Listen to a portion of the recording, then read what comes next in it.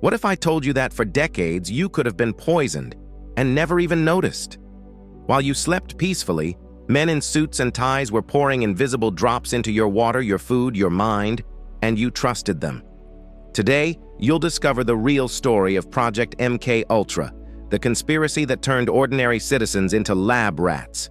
But be warned, by watching this, you might start to doubt even your own thoughts. Stay until the end, because knowing this could mean the difference between being manipulated or awakened. You are at Satire Sacred, where hidden truths breathe. Subscribe, because here the veil always falls. In 1953, at the height of Cold War paranoia, the CIA decided that defeating the enemy wouldn't only happen on the battlefield, but inside the human mind. And so, Project MK Ultra was born, led by then-director Alan Dulles. For them, controlling minds was the ultimate weapon against communism. Inspired by rumors that the Soviets and Chinese were brainwashing prisoners, the Americans wanted to go further. To do that, they had to learn how to dismantle consciousness and rebuild it. There were no ethical limits. Anything was allowed in the name of national security. LSD, newly isolated by Albert Hofmann in Switzerland, became the perfect drug to open doors in the mind. In secret, the CIA bought up almost the entire world's supply of the acid.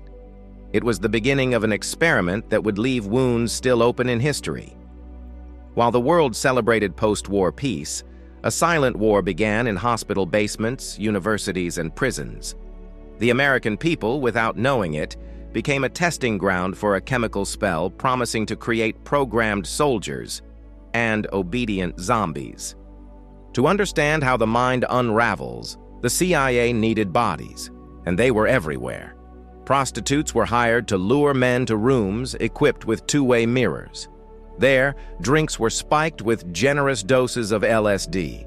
While the victims slipped into hallucinations, agents behind the glass took notes on every reaction. Convicted prisoners, psychiatric hospital inmates, homeless people, no one was safe. Many were convinced they were simply taking part in stress tests or new treatments. There were no consent forms, no way out. In prisons like the one in Atlanta, inmates were dosed daily for weeks. Some lost their sanity permanently. Others died in isolated wings. No autopsy, no headlines. Many volunteers didn't even know they were part of anything. A sip of coffee, a cigarette offered, a drink at a corner bar, that's all it took. The mind, once inviolable, became a chessboard in the hands of men who claimed to protect the nation. At the center of this chemical maze stood Sidney Gottlieb, the man known as the CIA's sorcerer. Gottlieb was a brilliant chemist, but also obsessed with the total control of the human mind. To him, every mind was clay to be broken down and remade. He was the mastermind behind Operation Midnight Climax, apartments disguised in San Francisco and New York, rigged with hidden cameras, prostitutes paid to fish influential men. Once drugged, these men would spill secrets, fantasies, traumas, all recorded, all filed away. Gottlieb also funded scientists worldwide, including exiled Nazi doctors, to test drugs, electroshock, hypnosis, and psychological torture, all to discover how to implant false memories or erase real ones.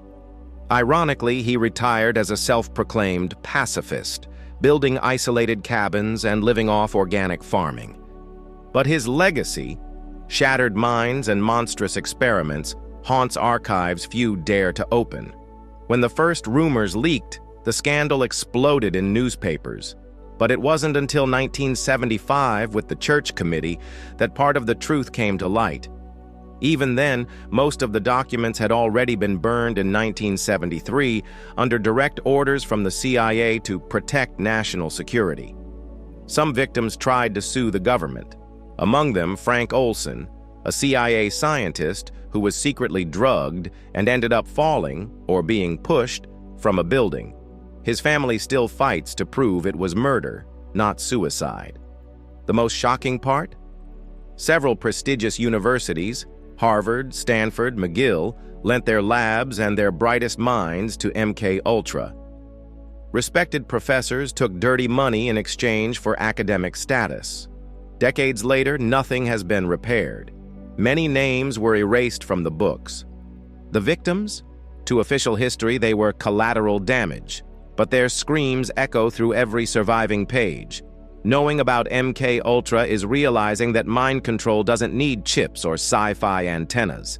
It creeps into routines, habits, blind trust in those who claim to protect you. The lesson left behind is simple and grim. If they did it once, what's stopping them from doing it again? Today, conspiracy theories spread like weeds, but many hide seeds of truths long buried. MK Ultra isn't urban legend, it's a public file that shows just how far a government will go when no one is watching. If you've made it this far, congratulations. You've seen a glimpse of the underworld they'd rather keep buried. Now the question is, what will you do with it? Will you ignore it or share it? Like, comment, share. If this woke something in you, subscribe to Satire Sacred. Here the veil doesn't close over your eyes again.